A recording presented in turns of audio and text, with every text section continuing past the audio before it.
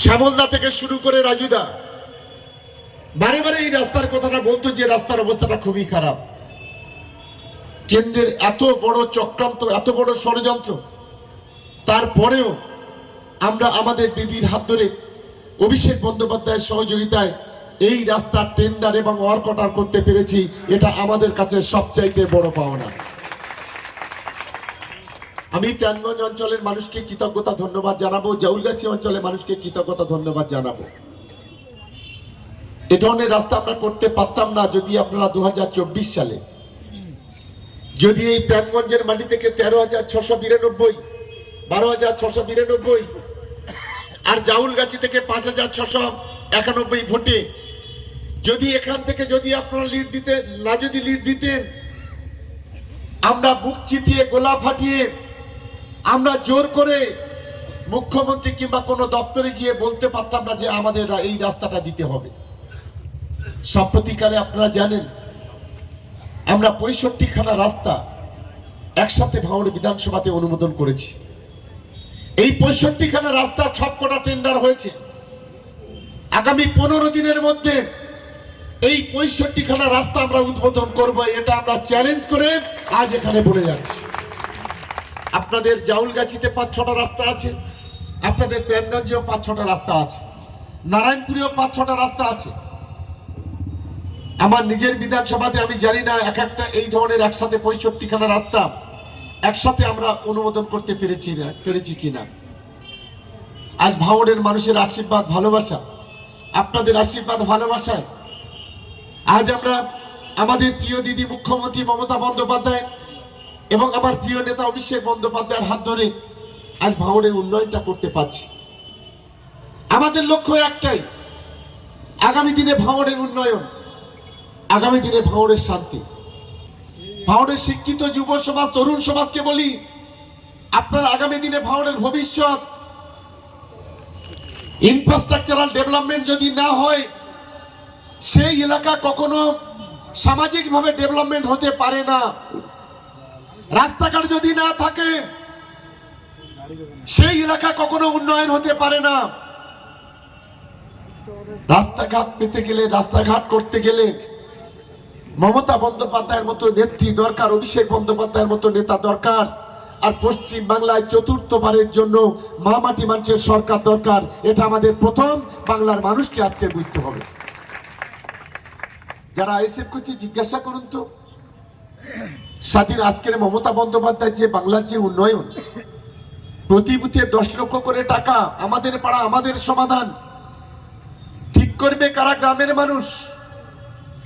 আজকের আমাদের কৃষকদের জন্য একর প্রতি 10,000 টাকা, আজকের আমাদের মহিলাদের জন্য লক্ষ্মীর ভান্ডারে 1000 থেকে 1200 টাকা, আজকের আমাদের ঘরের মেয়ে বিয়ে হলে কন্যাশ্রীতে 25,000, রূপশ্রীতে 25,000 টাকা।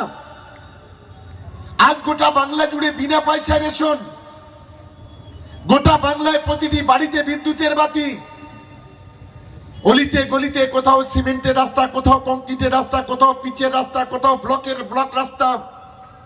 আজ সারা বাংলা জুড়ে মমতা বন্দ্যোপাধ্যায়ের নেতৃত্বে চলছে। আজকে যারা বিরোধিতা করছেন বলুন, এই নওশাদ বলেছিল 1 কোটি টাকা নাকি ওর ফুরফুরা শরীফে কাট পড়ে।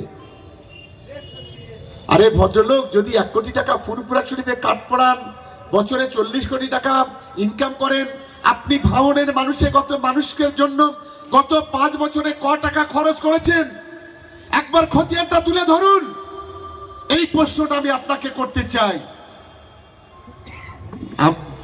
আখের চাইতে সোদানি মিষ্টি হতে পারে না। ও তো একটা হোমিওপ্যাথি ডাক্তার, সপ্তাহে মাসে একবার করে আসে। ওরা ভাঙড়ের মানুষের যন্ত্রণা কি বলবে? আমরা এই দক্ষিণ 24 পরগনার সন্তান, এই মাটিতে জন্মেছি। এই গোটা দক্ষিণ 24 পরগনা 31টা বিধানসভা, আমাদের এই এলাকার মাটি, এই এলাকার বায়ু, এই এলাকার জল, এখান থেকে আমরা তৈরি হয়ে বড় হয়েছি। জানিয়ে যখন উন্নয়ন হয়, ভাঙড়ে যখন না হয়, আমাদের কোথাও একটু গায়ে জ্বালা করে। জয়নগরে যখন উন্নয়ন হয়, বারুইপুরে না হলে আমাদের গায়ে জ্বালা করে। কিন্তু এই বহিরাগত যারা ধর্মের দোহাই দিয়ে, ধর্মের নাম করে মুসলমান সমাজকে টুপি পরিয়ে মুসলমান সমাজকে মুসলিম ভাবাবেগ তৈরি করে, আবেগ তৈরি করে যে নোংরা খেলা খেলছে, আগামী দিনে ভাঙড়ের মানুষ তাদেরকে ক্ষমা করবে না। আপনি যদি এত জনপ্রিয় হলেন, 21টা 22টা সিট দিয়েছিলেন, 21টা জামানত জব্দ হলো কেন? আপনি যদি এত জনপ্রিয় হলেন, 11টা উপনির্বাচন হয়েছে, প্রত্যেকটাতে আপনার জামানত জব্দ হলো কেন? আপনি যদি এত জনপ্রিয় হলেন, গত লোকসভাতে তৃণমূল কংগ্রেস এই ভাঙড় থেকে আপনার দলকে পিছনে ফেলে 42,700 ভোটে লিড নিল কেন? এটাই হচ্ছে আমার সবচাইতে বড় প্রশ্ন।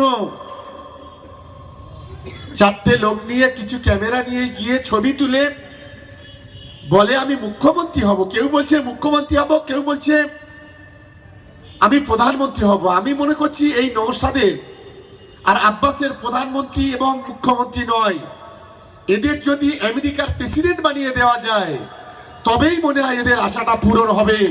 এটা আমি নিশ্চিতভাবে মনে করি। কুজোরও চিত হয়ে সবার ইচ্ছে হয়, আমি বারে বারে বলি।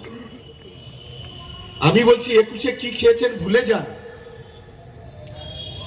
24-এ কি খেয়েছেন ভুলে যান। লড়াইটা আমাদের 26। ভাঙড়ের মা বোনেরা যে লড়াই করছে ভাঙড়ের মাটিতে, ভাঙড়ের ভাই বোনেরা যে লড়াই করছে, ভাঙড়ের বয়োজ্যেষ্ঠ মানুষদের যে আশীর্বাদ, যে দোয়া, ভাঙড়কে আটকে রাখতে পারবেন না। ভাঙড় বিধানসভায় 1 লক্ষ ভোটে তৃণমূল কংগ্রেস জিতবে, এটাই হচ্ছে আমাদের লক্ষ্য। আমি প্রাণগঞ্জ, জাউলগাছি দুটো অঞ্চলের নেতাদের কাছে আমার অনুরোধ, কর্মীদের কাছে অনুরোধ, আপনারা শুধু লোকসভার রেজাল্টটা ধরে রাখুন। তারপরে যদি 1 লক্ষ ভোটে লিড না নেই তখন আপনারা বলবেন। এইটাকে আপনারা ধরে রাখতে হবে। আমি আশা করি আমার সহকর্মী সহযোদ্ধারা, আমার সামনে আমার ভাই বোনেরা যারা বসে আছেন, আগামী দিনে সেই মানসিকতা নিয়ে আপনারা লড়াই করবেন এবং ভাঙড় বিধানসভায় লক্ষাধিক ভোটে জিতিয়ে মমতা বন্দ্যোপাধ্যায় উন্নয়নটাকে আগামী দিনে জানে ভাঙড়ে আমরা 100% করতে পারি, সেই ভাবনা নিয়ে এগোবেন। এই কথা বলে সকলকে দলের পক্ষ থেকে ধন্যবাদ, অভিনন্দন, ভালোবাসা জানিয়ে আমার বক্তব্য শেষ করছি। জয় হিন্দ, বন্দে মাতরম।